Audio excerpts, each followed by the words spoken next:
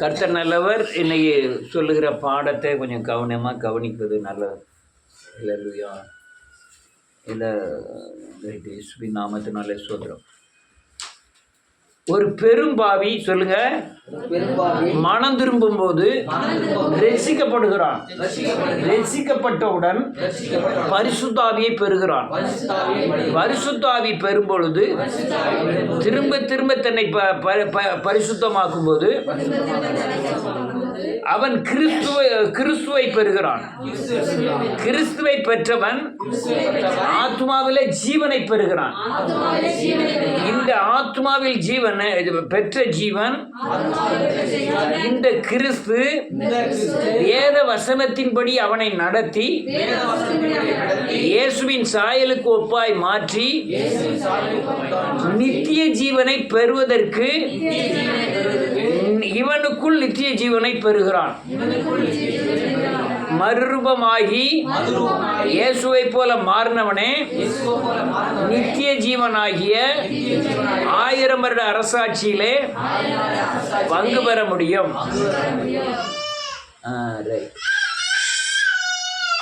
சத்தம் ரைட். இயேசுவின் நாமத்தினாலே அல்லேலூயா. நீங்க நல்லா புரியணும். புரிஞ்சாதான் உங்களுக்கு ஆத்மாவில் பலன் உண்டாகும்.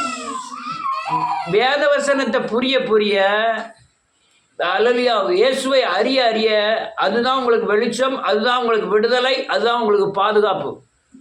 அதனால் நான் போதிக்கிறத இப்போ போர்டுலாம் இல்லை. போர்டு இருந்துன்னா போர்டை வச்சு சொல்லி கொடுத்துருக்கலாம். இயேசுவின் நாமத்தினாலே ஒரு மனிதன் பிறக்கும் பொழுதே நிச்சயந்தி இப்போ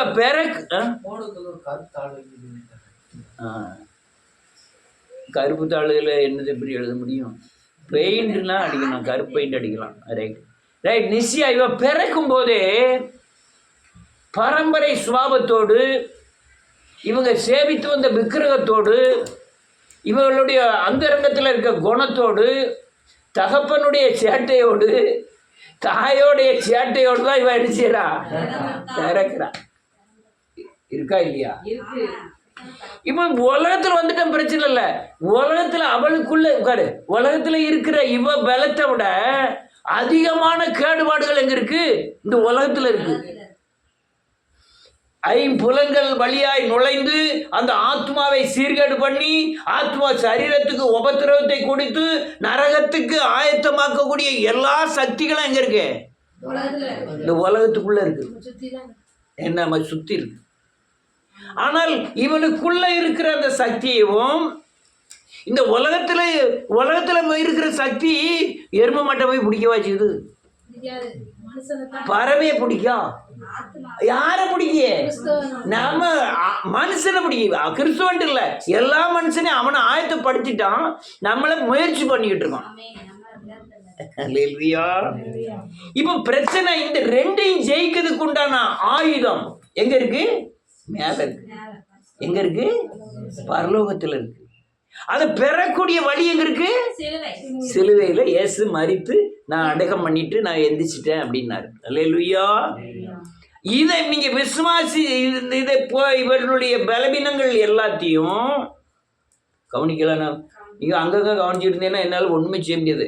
இவளுடைய பலவீனங்கள் எல்லாத்தையும் சிலுவையில அறிக்கை செஞ்சாதான் உலகத்தின் சக்தியில என்ன செய்ய முடியும்?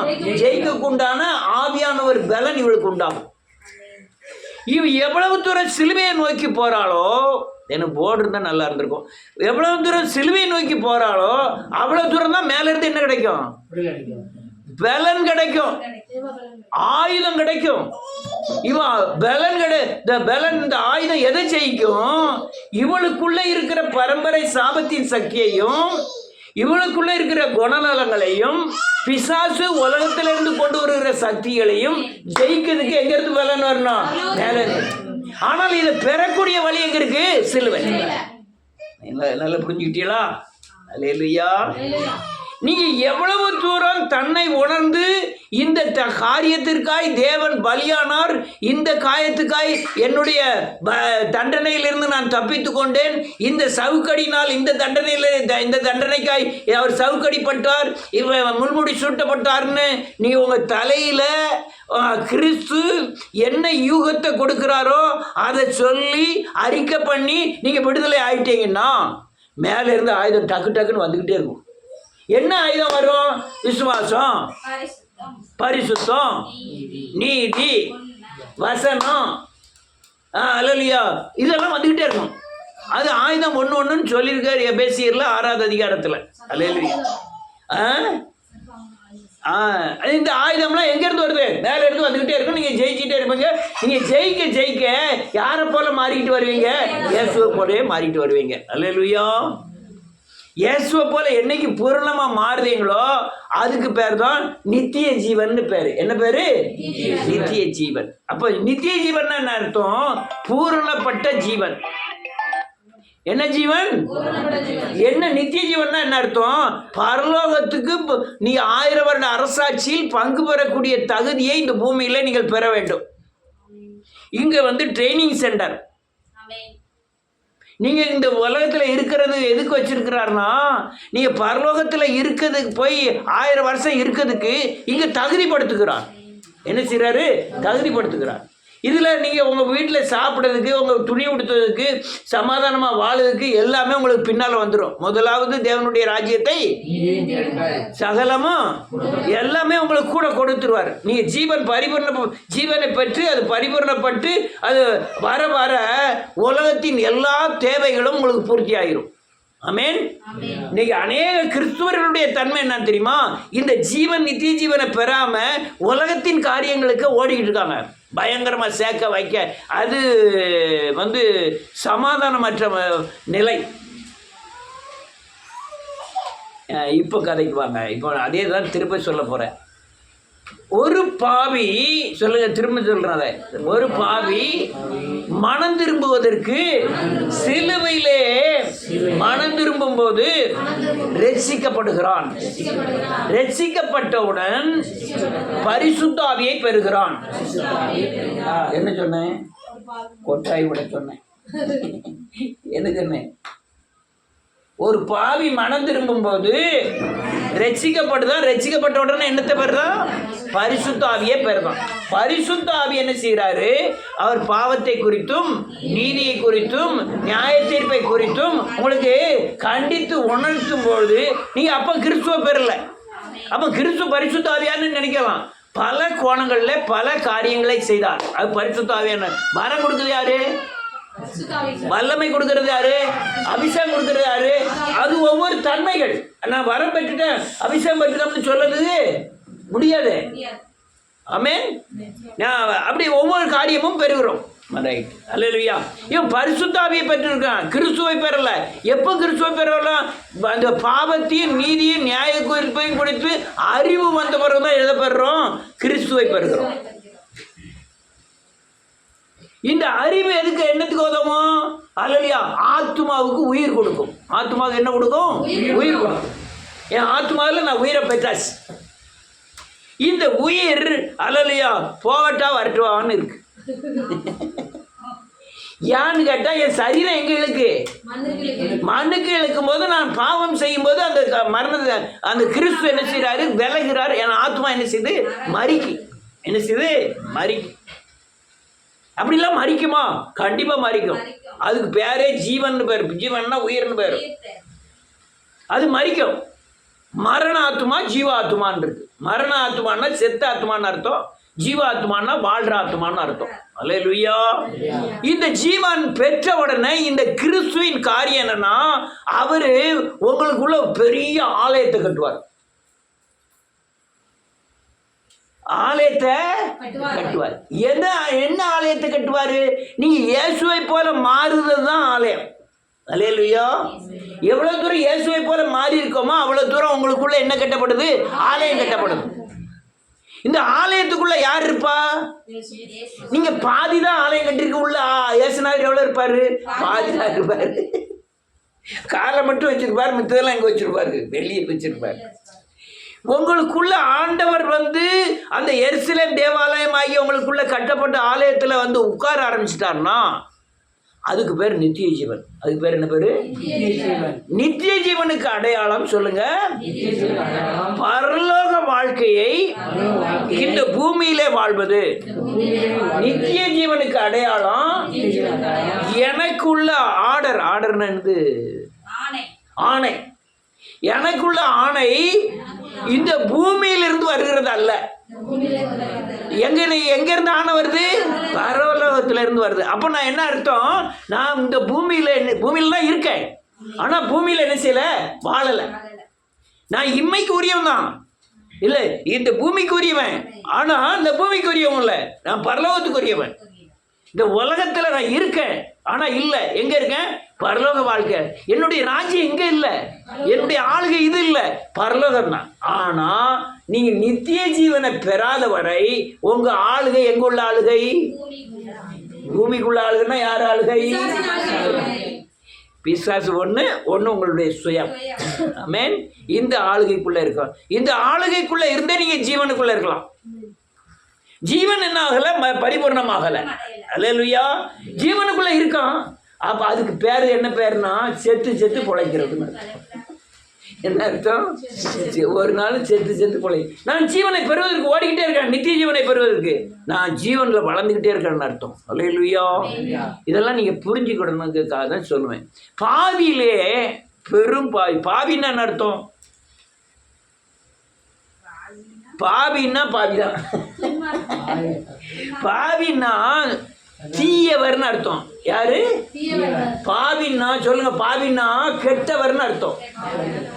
பாவின்னா துரோகின்னா அர்த்தம்.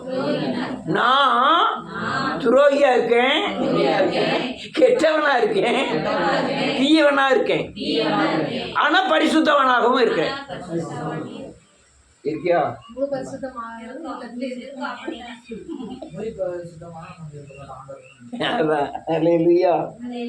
ரொம்ப பெரிய பாடம். இப்போ நான் பாவியா இருக்கேன். ஆண்டவர் செல்வியை 1920 வருஷம் நவம்பர் மாதம் 13ஆம் தேதி 8 மணிக்கு சந்திக்கணும்னு நினைக்காரு. எப்படி சந்திக்காரு? உன் இருதயத்தில் நான் பாவின்னும் இப்போ இயேசுதான் எனக்கு மரித்தாருங்கிற எண்ணத்தை ஆனால் இதை கொடுக்காரு. எப்போ கொடுக்காரு? ஆனால் அதுக்கு முந்தி 20 வருஷத்துக்கு அதுக்கு முந்தி ஏன் கொடுக்கல? அந்த குறிப்பிட்ட காலங்கள், குறிப்பிட்ட மாதம், குறிப்பிட்ட தேதி, குறிப்பிட்ட மணி வரும்போது அந்த நேரத்தில் எனக்கு ஏதோ ஒரு உந்துதல் வருது. இந்த இயேசுவை தவிர என் பாவத்தை மன்னிக்க உலகத்தில் எந்த சக்தியாலும் முடியல. நான் அப்படி இருந்து இந்துவாக தான் இருக்கேன். விக்கிரகத்து கோயிலுக்கு போகிறேன், அந்த சாமி பொய்ன்னு உள்ள தெரியுது. உங்களுக்குலாம் தெரிஞ்சிருக்கா என்னமா தெரியல. நான் திருச்செந்தூருக்கு போயிருக்கேன், மற்ற எல்லா இடத்துக்கும் போயிருக்கேன். போகும்போதே உள்ள மனசுக்குள்ளே சொல்லும். வேளாங்கண்ணியில் சொல்லலையா?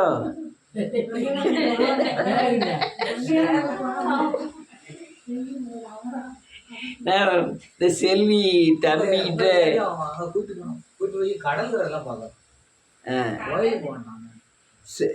செல்வி தம்பிகிட்ட அங்கே ஆலயமே இல்லை, ஆர்சி தான் இருக்குன்னாங்க. ரைட்டு, ஆர்சி கோயிலுக்கு தான் போங்க அப்படின்னு. போங்க, ஆனால் உங்கள் எண்ணம், உங்கள் சிந்தனை அந்த சிலுவை மேலே இருக்கக்கூடாது, இயேசுநாதர் மேலே இருக்கணும். சில காரியங்கள் உங்களுக்கு புரிஞ்சுக்கிடும். எல்லா வழியிலையும் வரணும், அப்போ தான் உங்களுக்கு தெளிவு வரும். நான் எல்லா சர்ச்சுக்கும் போயிருக்கேன், அதனால் எனக்கு கொஞ்சம் தெளிவு வந்தது. அப்படி செஞ்சீங்கன்னா உனக்கு நல்லது அப்படின்னா அது பெரிய ப்ராப்ளம் போகும். எனக்கு ஒன்றும் தெரியாத மாதிரி அப்படி என்னெல்லாமோ ஆகிட்டு. அதே மாதிரி நம்ம யார் பிரசன்னா தாத்தா, இவங்க 2 பேரும் சண்டை போட்டோன்னு ஒன்று உள்ளே பிடிச்சி வச்சுருவோம், போலீஸில் எழுதி கொடுத்துட்டு போகிறோம் அப்படின்ட்டாரு. இருக்காருக்கா? போலீஸ்லாம் எழுதி கொடுத்துட சொல்லாதம்மா. ரொம்ப தாங்கிட்டாரா? ரைட். அல்லேலூயா. நல்ல கவனிக்க. என்னாச்சு? ரைட், இருக்காரு. கவனிக்கணுங்க, அதான் முக்கியம். நீங்கள் எங்கே இருந்தாலும் சரி, பரவாயில்ல. அல்லேலூயா. நன்றியோடு கூட துதிக்கிறேன் இயேசுவின் நாமத்தினால. இந்த பாவி யாரு? துரோகி. பாவி யாரு? தீயவன். இந்த பாவி யாரு? கெட்டவன். யாரு? நான் தான். நான் தான் இப்ப பாவத்தில இருந்தும் துரோகத்தில இருந்தும் கெட்டவன்ல இருந்தும் ஆனா விடுதலை ஆயிருக்கேன். ஆனா விடுதலை ஆகல. ஆமென். ஏன்னா நான் எவ்வளவு மனம் திரும்பி இருக்கணும், அதை விட அதிகமா எனக்கு ஆவியானவர் எனக்குள்ள இருக்கிறார். யார் இருக்கிறார்னா அவருடைய இரக்கம். என்னது? அவருடைய இரக்கத்தினாலதான் நான் மனம் திரும்புவதற்கு மனம் திரும்பின விடுதலை ஆன பாவத்திலிருந்து விடுதலை ஆனதுக்கு அதிகமாய் எனக்குள்ள கிரியை செய்கிறார். ஐயா அவருடைய இரக்கம். ஏன் இரக்கம்னா நான் பாவியா இருக்கும் போதே அவர் என்ன செஞ்சிட்டாரு, சிலுவையில் எனக்கு கரையத்தை என்ன செஞ்சிட்டாரு கேட்டாரு. அல்லேலூயா. புரிஞ்சுக்கிடுங்க. இயேசுவின் நாமம். இந்த பாவி எப்படி இருந்தாங்க, நம்ம எப்படி முதல்ல எப்படி இருந்தாங்க வாசிங்க, டக்கு டக்குன்னு வாசிக்கணும். எபேசியரின் புத்தகம் 2வது அதிகாரம்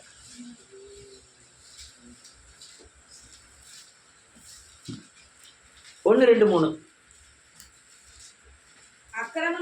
அக்கிரமங்களினாலும் பாவங்களினாலும் மரித்தவர்களாயிருந்த என்ன இருக்கு, அக்கிரமத்திலையும் பாவத்திலையும் செத்து கிடந்தோம். எப்படி கிடந்தோம்? மரித்து செத்தே கிடந்தோம். ஏன்னா அக்கிரமம் நமக்கு என்ன செய்யல தெரியல. எனக்கு பாவம் செய்யறது எனக்கு பாவம்னே எனக்கு தெரியல. ஆனா இங்க வந்த பிறகு பல வருஷம் கழிச்சு நான் செய்த பாவம் எனக்கு அது பாவம்னு மனம் திரும்ப வைக்க. ஆனா அந்த நேரத்துல நம்ம தான் செத்துட்டோமே. செத்த பிறகு உயிர் என்ன செய்யாது, இருக்காது. உண்மையா இல்லையா? இன்னைக்கு அநேகர் அல்ல அடுத்தவன் கெடுக்கான், அடுத்தவன் போய் சொல்லலாம், ஏமாத்துதான். அவனுக்கு உள்ள என்னது பாவம் என்ன செய்யுது, அக்கிரமம் என்னது, மறிச்சுட்டான். அக்கிரமத்தில் என்ன செஞ்சுட்டான், மறிச்சுட்டான். அவனோட உயிர் இல்லை. உயிர் எப்போ வருது? ஆவியானவர் எனக்குள்ள வந்த உடனே அவர் பாவத்தை குறித்து நீதியை குறித்து என்ன செய்யறாரு, இது பாவம். ஆமென். இப்போ உள்ள பாவம் மட்டுமல்ல, நீ ரட்சிக்கப்படுவதற்கு முன்பாக அறிக்கை செய்யப்படாத பாவத்தையும் கூட அவர் நமக்கு என்ன செய்தார், உணர்த்துகிறார். எதுக்கு? உயிர் பெறுவதற்கு. எதுக்கு? நாம் ஆவியானவர் அவர் நமக்குள்ள என்ன செய்யணும், தங்கணும். என்ன செய்யணும், தங்கதுக்கு. அந்த நாத்தம்லாம் அவருக்கு பிடிக்க மாட்டேங்குது. ஆமென். அதுக்கப்புறம் நாத்தம் இல்லையா? நாத்தம் இருக்கு, இருந்தாலும் அவர் கிருபையானது நம்ம என்ன செய்யுது, தாங்குது. ரைட். அடுத்தால 2 நேராவது முக்காலத்திலே ஏற்றபடியாக பிள்ளைகளிடத்தில் இப்போது கிரியை செய்கிற ஆகாயத்து அதிகார பிரபுவாகிய ஆமென் வேதனை சொல்லுது, மனுஷனே நீ நடக்கல, அந்தகார பிரபு ஆகாயத்து பிரபு ஒன்னு என்ன செஞ்சுட்டான், நடத்திக்கிட்டு இருக்கான்.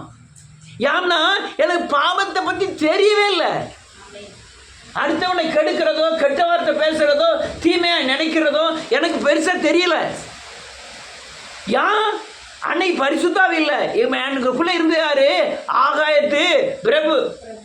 அவன் இருந்து யாரை மட்டும் ஆட்டி படைக்கான், உலகத்துல இருக்கிற எல்லாத்தையும் அதிகார பிரபு. அவன் பாட்டில் நம்மளை ஆட்டி படைக்கிறான். போனா போகணும், வானா வரணும், உட்கார்னா மாம்சம் என்ன விரும்புதோ மனசு செய்யும், மனசு என்ன விரும்புதோ மாம்சம் ஆட்டோமேட்டிக்கா செய்யும். இதை செஞ்சுக்கிட்டு இருந்தோம். ஏன் இதை எடுக்கணும்னா பாவியின் தன்மையை குறித்து எடுக்க. பாவியின் தன்மை இவ்வளவு கொடியதா இருக்கு. அடுத்தல 3 அவர்களுக்குள்ளே நாம் எல்லாரும் ஆமென் மாமிச இச்சையின்படியே நடந்து மாம்சமும் மனசும் செய்து சுபாவத்தினாலே மற்றவர்களைப் போல நாங்கள் நரகத்தின் பிள்ளையாயிருந்தோம். அல்லேலூயா. மாம்சம் என்ன விரும்புதோ மனசு செஞ்சிடும், மனசு என்ன விரும்புதோ மாம்சம் செஞ்சிடும். மாம்சம் எங்க நோக்கி இழுக்கும், உலகத்தை நோக்கி. மாம்சத்தை ஆட்டி படைக்கிறதாரு பிசாசு. அதுக்கு அடிமையா நாம இருந்தோம். அது திருப்புற இடம்லாம் போனோம். பாவி, கெட்டவன், துரோகி, விரும்பத்தகாதவர்களை செஞ்சோம். ஆமென். செஞ்சுக்கிட்டு இருந்தோமா இல்லையா? அதான் செஞ்சுக்கிட்டு இருந்தோம். இன்னொரு வசனத்தை வாசிப்போம். தீத்துவின் புஸ்தகம் 3வது அதிகாரம், தீமோத்தேயுக்கு அடுத்தல இருக்கு, 3வது வசனம். ஏனெனில் முற்காலத்திலே புத்தியினரும் கீழ்ப்படியாதவர்களும் வழி தப்பி நடக்கிறவர்களும் பலவித இச்சைகளுக்கும் இன்பங்களுக்கும் அடிமைப்பட்டவர்களும் துர்க்குணத்தோடும் பொறாமையோடும் ஜீரணம் பண்ணுகிறவர்களும் பகைக்கப்படத்தக்கவர்களும் பகைக்கிறவர்களுமாய் இருந்தோம். அது இந்த சொந்த பந்தங்கள்ல பகைக்கிறத பார்க்கணும், பயங்கரம்.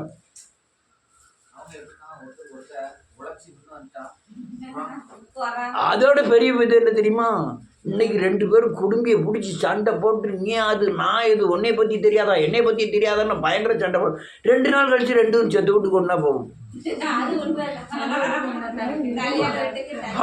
பழையவையெல்லாம் மறந்துட்டு அட்டல் 2 போய் 1 மாதம் கழிச்சு பார்க்கணும். ஏன் நீ எவ்வளோ நீ தெரியாதா, நீ அங்கே கொடுத்துருவாய் நீ தெரில, நீ கொடுத்துருவாய் நான் தெரில, ஒரே சண்டை. துரோகம் பார்த்தா பயங்கர துரோகம் அங்கே தெரியுமா, சொந்தத்துக்குள்ளே தான். மற்ற அந்நியனாவது கொஞ்சம் பயப்படவாது செய்வான், ஐயோ பாவம்னா நினைப்பான். சொந்தக்காரன் ஒரு துரோகம் பண்ணதுக்கு பயப்பட மாட்டான். அதுக்கப்புறம் நம்மளை மூடனாக்கி திரும்ப அவன் அடிபணியை வைக்கிறது என்ன தெரியுமா, இந்த ஆகாய பிரபு. இப்போ நீ குடும்பத்தில் இருக்க உங்கள்கிட்ட பணம் இல்லைன்னா ஒருத்தரும் மதிக்க மாட்டான். அண்ணன் தம்பிகிட்ட பணம் இருக்கும், அண்ணன் தம்பி மதிக்க மாட்டான். பணம் இருந்து தம்பிகிட்ட பணம் இருக்குன்னு சொன்னா அண்ணனே மதிக்க மாட்டான். தம்பி பெத்த பிள்ளை அன்பு தணிந்து போவோம் அப்படின்னு எழுதுனது எதுக்கு தெரியுமா, இன்னைக்கு பூரா அந்த முதியோர் கல்வியில் கொண்டு விட காரணமாக அன்பு தணிஞ்சு போனது தான். அக்கிரம மிகுதியாகுது. ஆகாயத்து பிரபின் ஆட்டம் பயங்கரமாயிட்டு. ஆமென். அதுவும் நல்ல கடுகு. ஒரு உலகத்தில் ஒரு தேசத்தில் விபச்சாரங்கள் பெருகிட்டுனா அந்த தேசம் சீக்கிரம் லாஸ் ஆயிடும். நீங்கள் பழைய ஏற்பாடில் எல்லாம் எடுத்து வாய்ச்சி பாருங்கள். எந்த வீட்டில் எந்த ஊரில் எந்த நாட்டில் விபச்சாரம் அதிகமாயிட்டோ, அந்த கற்பு என்னைக்கு இதாகிட்டதோ அந்த தேசமே அழிஞ்சு போகும், சீக்கிரம் அழிஞ்சு போகும். கிறிஸ்துவ நாடு தான் முதல்ல அழியும். இல்லையா? அடுத்தால நிலை இருக்கே இல்லை வேண்டாம். இதெல்லாம் அல்லலியா, இதெல்லாம் நம்ம அல்லலியா முற்காலத்தில் இருந்தோம். உடனே ரட்சிக்கப்பட போகிறோம். என்ன செய்ய போகிறோம்? நீங்களா ரட்சிக்கல? வேதம் தெளிவாக சொல்லுது, அவங்க பலத்தினால நம்மளை என்ன செய்ய முடியாது. ஏற்ற காலம் வரும்போது ரட்சிப்பு யாருடையது? யார் கர்த்தருடையதுன்னா, யார் ரட்சித்தாருன்னா ஆத்துமா கர்த்தருடையது. என்னையா ரட்சித்தாரு? என்னுடைய ஆத்துமா யாருக்குள்ளது? கர்த்தருடையது. அதனால அவர் என்னை ரட்சித்தார். ஆனால் கொஞ்சம் முன்ன பின்ன வச்சிருக்கிறார். டைமில் என்ன செஞ்சிருக்காரு? முன்ன பின்ன வச்சிருக்கிறார். சில ஆளை கொஞ்சம் முந்தி ரசிக்கிறார். சரி நான் ரசிக்கப்பட்டேன்னு நினச்சேன். சரி 30 வருஷம் கழித்து ரசித்திருக்கிறாரு. ஒரு 10 வயசுல ரசித்திருக்கப்படாதான்? காலங்களையும் நேரங்களையும் அவர் என்ன செஞ்சிருக்காரு?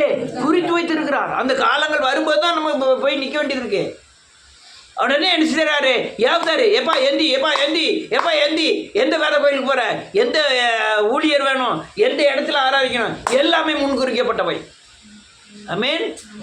உங்க இஷ்டத்துக்கெல்லாம் நீங்க எழுப்புதலுக்கு வரல. எழுப்புதல்ல வந்தவங்க அப்புறம் நின்றவும் இல்லை.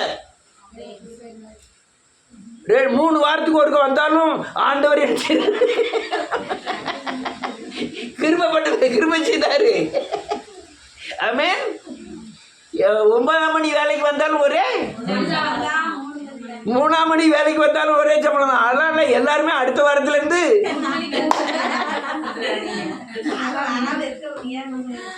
அல்லேலூயா.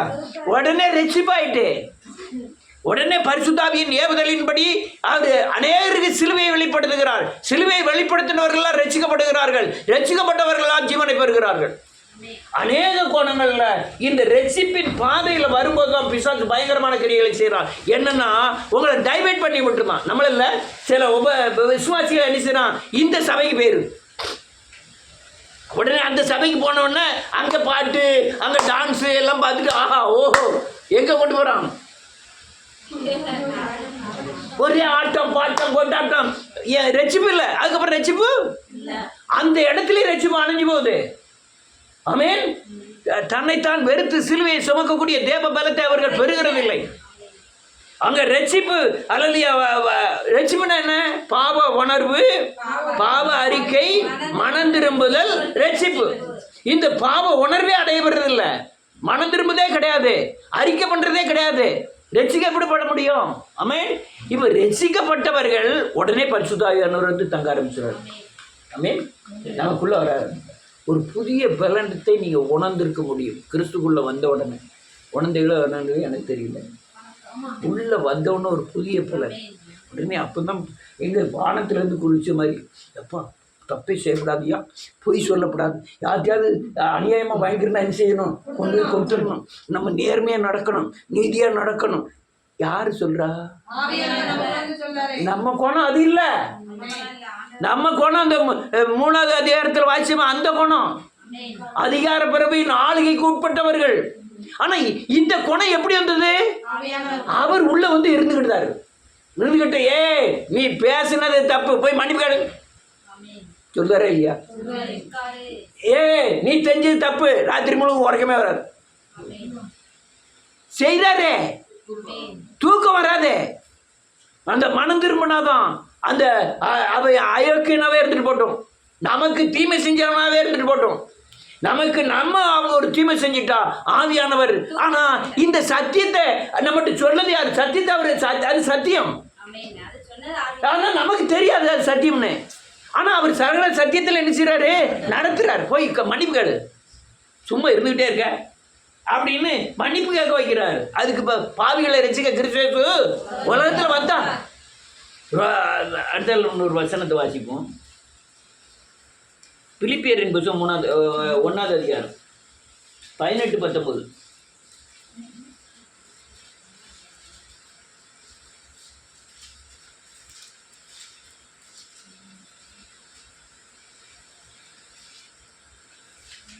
என்ன வாசிங்க?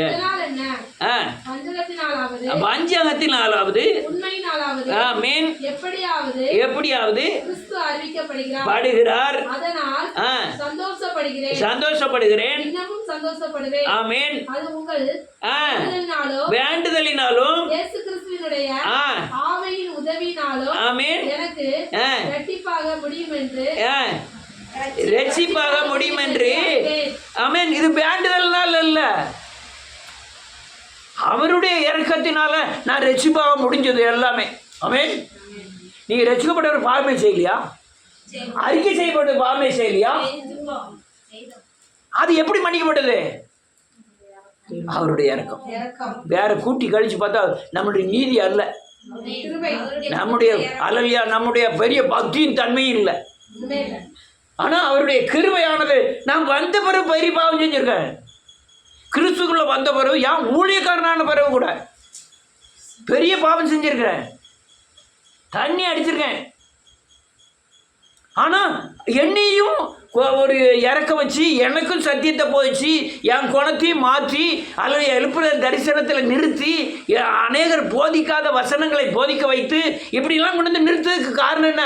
என்னுடைய பலன் அல்ல, என்னுடைய பக்தியும் அல்ல. நான் பெரிய நெடுமணங்காலில் நின்னேன், உபாசம் இருந்தேன், அப்படி அதெல்லாம் கிடையாது.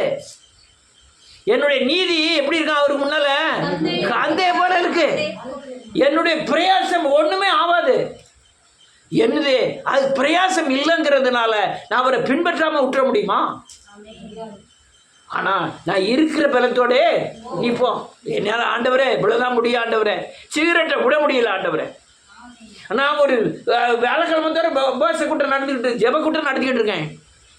ஆனால் நான் அங்கே போகும்போது என் பாட்டை அடிச்சிடக்கூடாது, ஒரு ஹால்ஸு வாங்கி சாப்பிட்டுட்டு போகிறேன், பக்கத்தில் யாரும் இருக்க விட மாட்டேன்.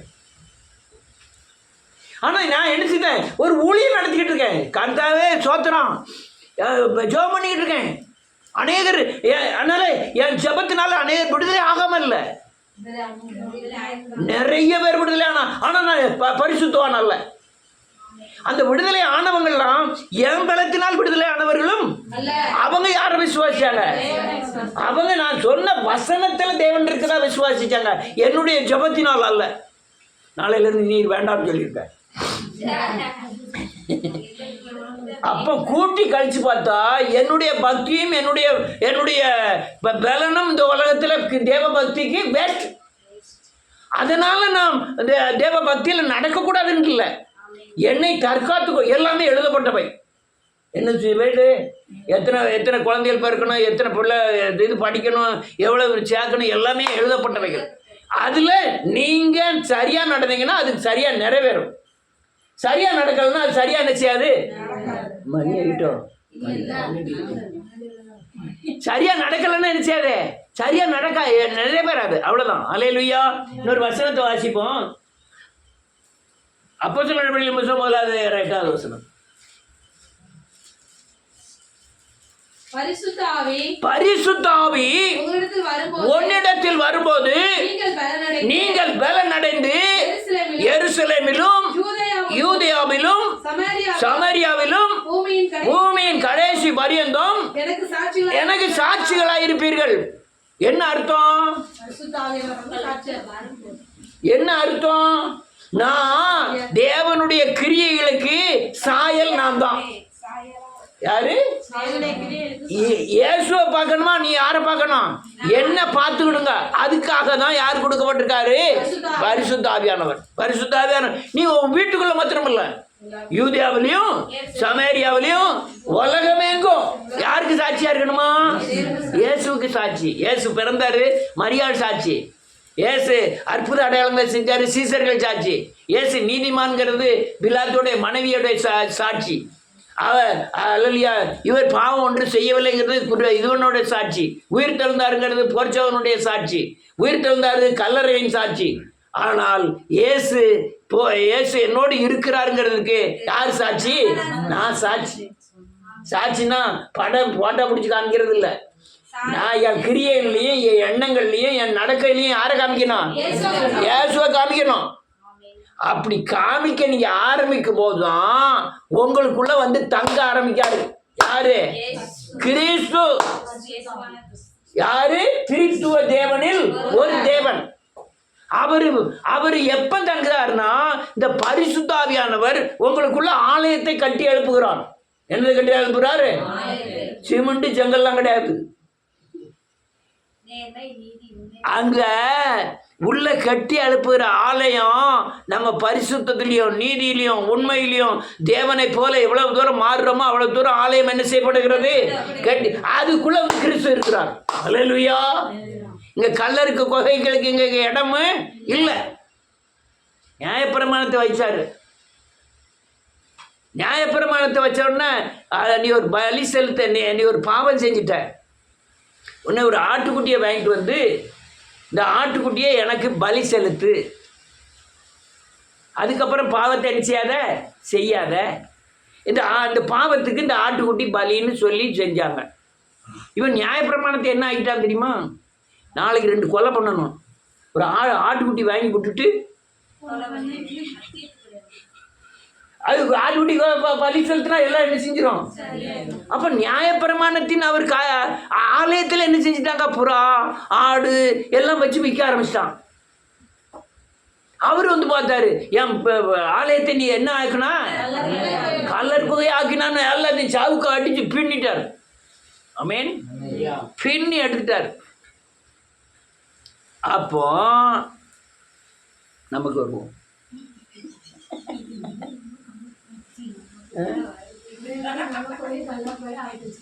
எப்படின்னு கேளுங்க.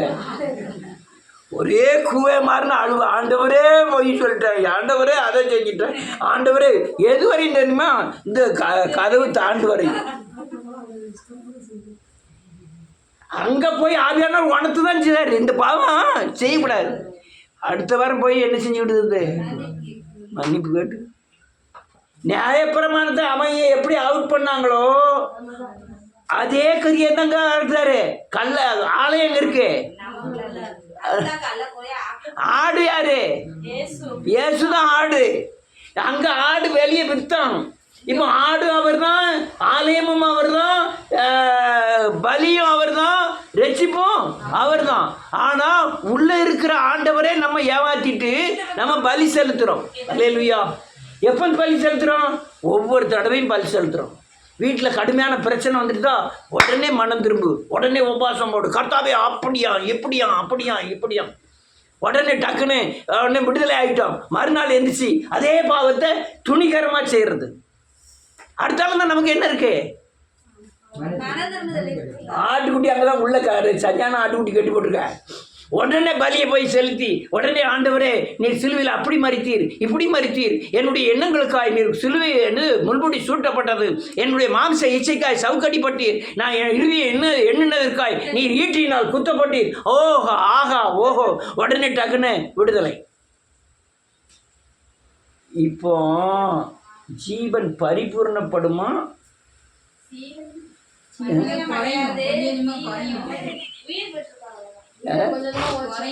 உயிர் பெற்று ஜீவன் வந்தாச்சு. திருத்துவ தேவனில் ஒரு ஆளு ஆலயத்தில் வந்து உட்கார்ந்தாச்சு.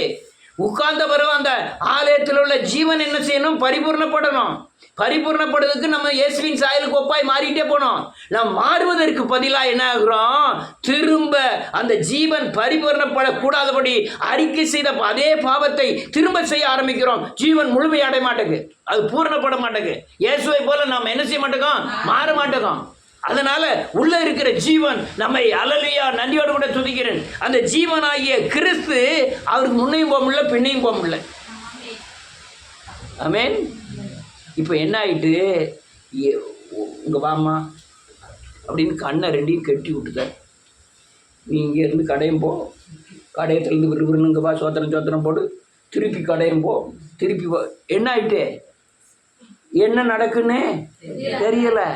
ஜீவன் என்ன செய்து பரிபூர்ணப்படுது? நம்ம என்ன செய்தோம்? என்ன நடக்கு? நம்ம ஜீவன் எவ்வளோ இருக்குது? பரிபூர்ணப்படுறதுக்கு நான் என்ன செய்யணும்? அறிக்கை பண்ணது. நான் எவ்வளோ வளர்ந்துருக்கிறேன், நான் எவ்வளோ தூரம் இயேசுவை போல மாறி இருக்கேன். நித்திய ஜீவன் பெற்றால் தான் அந்த பூமியில் சரியானபடி நீங்கள் வாழ முடியும். நித்திய ஜீவனை பெற்ற பிறகு தான் உங்களுக்கு பரலோக ஆளுகையே உட்படுவீர்கள். பரலோக ராஜ்யம் வருவதாக வருவதாக. பரலோக ராஜ்யம் எங்க இருக்கு? எனக்குள்ள இருக்கு. அந்த ராஜ்யம் வராம நம்ம கிறிஸ்துவின் ராஜ்யத்திலே இருக்கோம். பரலோக ராஜ்யம் நமக்கு வரல. ஆமென். வாசிப்போம். கொலோசியரின் புத்தகம் 3வது அதிகாரம் 3வது வசனம்.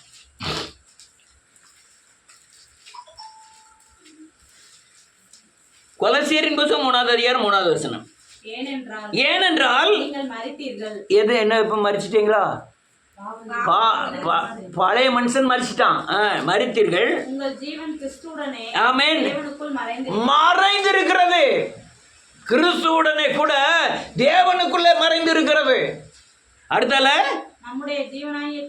கிறிஸ்து வெளிப்படும் போது அவரோடு கூட மகிமையில. நீங்க எங்கெல்லாம் கிறிஸ்து வெளிப்படுவாரோ இயேசு உங்களுக்குள்ள இருந்து மகிமைப்படுவார். மகிமையின் பிரசன்னம் உங்களுக்குள்ள வெளியே தெரிய ஆரம்பிக்கும். அல்லேலூயா. இதெல்லாம் யாரு புரிஞ்சுக்கிட முடியும்? யாரு கேட்க போறா? 50 பேருக்கு மேலே கேட்க மாட்டேங்காங்க.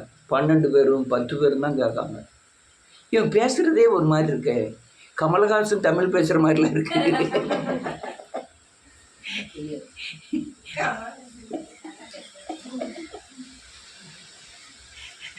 ரைட்டு போகட்டும். நம்ம வேற நம்மளால ஒன்றுமே செய்ய, கர்த்தர் கண்ணை திறவாவையில் ஒன்றும் செய்ய முடியாது. யோவான் எழுதின சுவிசேஷம் 1வது அதிகாரம் 4வது வசனம். அவருக்குள், யாருக்குள்ள? இயேசுவுக்குள் ஜீவன் இருந்தது. அந்த அவருக்குள்ள இருந்த ஜீவன், அவர் மரித்து அடக்கமாட்டப்பட்டு உயிர்த்து அந்த ஜீவன் அங்க பரிசுத்த ஆவியை பெற்ற பிறகு எனக்குள்ள வந்து இந்த உலகத்தில் உள்ள இருளெல்லாம் அதிகப்படியான ஒளியாய் மாறுகிறது. எது? இந்த திருத்துவ தேவனில் ஒருவராகிய கிறிஸ்து எனக்குள்ள வந்தவர். இது பிசாசின் கிரியை, இது சாபத்தின் கிரியை, இதெல்லாம் தெளிவடையும்படியாய் இது எனக்கு உலகத்தில் என்ன ஆயிட்டான்? ஒளியா மாறுது. நான் ஒளியா மாறின பிறகு, நான் இயேசுவை போல மாறின பிறகு நான் உலகத்திற்கு நான் ஒளியா மாறுகிறேன், உலகத்துக்கு உப்பாய் மாறுகிறேன். இப்போ அவர் ஒளி எனக்குள்ள இருக்கு. நான் எங்க ஆகணும்? உலகத்துக்கு ஒளியா ஆகணும்னா நான் யாரை போல மாறணும்? இயேசுவை போல மாறணும். மாறினாதான் நான் என்ன செய்வேன்? உலகத்துக்கு ஒளியா இருப்பேன். அந்த ஜீவன் இருக்கிறதுனால எனக்கு ஒளியா இருக்கிறது. ஒளின்னா என்ன அர்த்தம்? என்னை சுற்றி இருளின் ஆதிக்கம் என்னங்கிறதை புரிந்து கொள்ளவும், அதிலிருந்து விடுதலையாகவும், சத்தியத்தில் நடக்கவும் யார் பலன் செய்கிறார்? கிறிஸ்து பலன் செய்கிறார். ரொம்ப பெரிய பாடம். நான் சொல்லி முடிக்கிறேன். ஒரு வசனத்தை வாசிப்போம். 1 யோவானின் புத்தகம் 5வது அதிகாரம்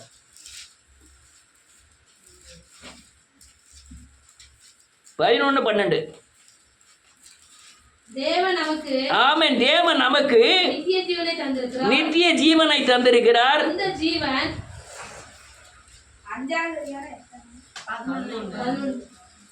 11.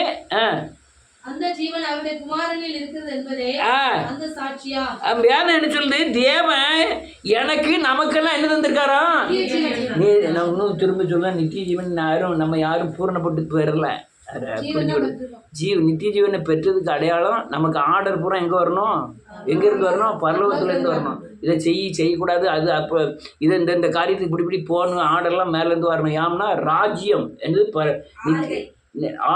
ராஜ்யம் அங்கேருந்து உள்ள ஆளுகைக்குள் உட்படணும். ஆமேன். அப்படி உட்பட்டால் தான் நான் நித்திய ஜீவனுக்குள்ளே இருக்கிறோம்னு அர்த்தம். அவங்களுக்கு இங்கே உள்ள எதையுமே விரும்ப மாட்டாங்க. நித்திய ஜீவனை பெற்றவங்க இந்த உள்ள உலகத்தில் உள்ள எதையுமே என்ன செய்ய மாட்டாங்க? விரும்ப மாட்டாங்க. எதை விரும்புவாங்க? தேவனுடைய மகிமையை விரும்புவாங்க, தேவனுடைய சாயலை விரும்புவாங்க, அக்னியை விரும்புவாங்க, தேவ பிரசன்னத்தை விரும்புவாங்க. இங்கே உலகத்தில் உள்ளதெல்லாம் அவங்களுக்கு குப்பையும் தூசியுமா தெரியும். அடுத்தால என்ன எழுதியிருக்கு? தேவன் நமக்கு நித்திய ஜீவனை தந்திருக்கிறார். அந்த ஜீவன் அவருடைய குமாரனில் இருக்கிறது என்பதே அந்த சாட்சி. அதான் இப்ப சொன்னது. இயேசுவின் சாயலுக்கு ஒப்பாய் மாறினாதான் நித்திய ஜீவனை என்ன செய்ய முடியும்? அவருக்குள்ளதான் ஜீவன் இருக்கு. நித்திய ஜீவன் எங்க இருக்கு? அவருக்குள்ள இருக்கு.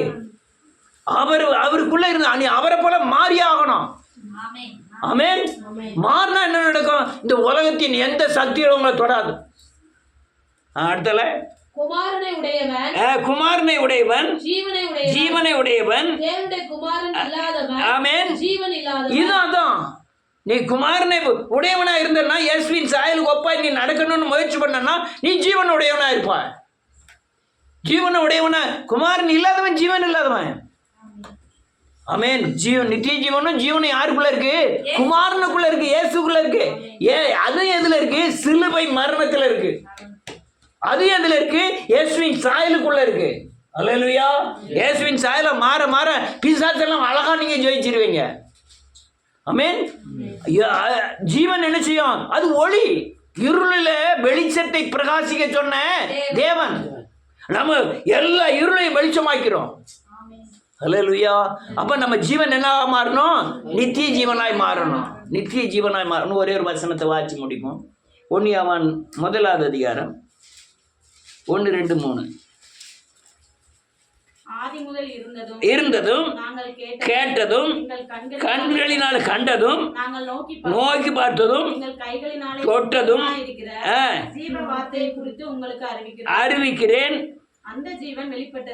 அந்த வார்த்தையாகிய ஜீவன் வார்த்தையான யாரு?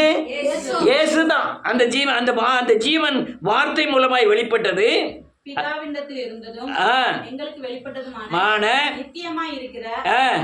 அந்த ஜீவன் நாங்கள் கண்டு சாட்சி கொடுத்து அதை உங்களுக்கு அறிவிக்கிறோம்.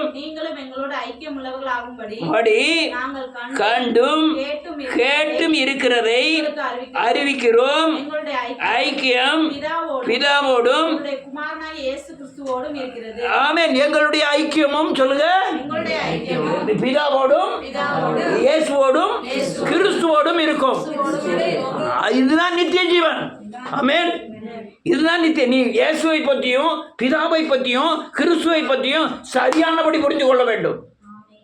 பெரிய சொத்து சம்பாத்தியம் பண்ண இந்த உலகத்தில் உள்ள ஆஸ்திகளை பெறுவது காட்டிலும் அல்லேலூயா இதை சரியானபடி புரிந்து கொள்ள வேண்டும்.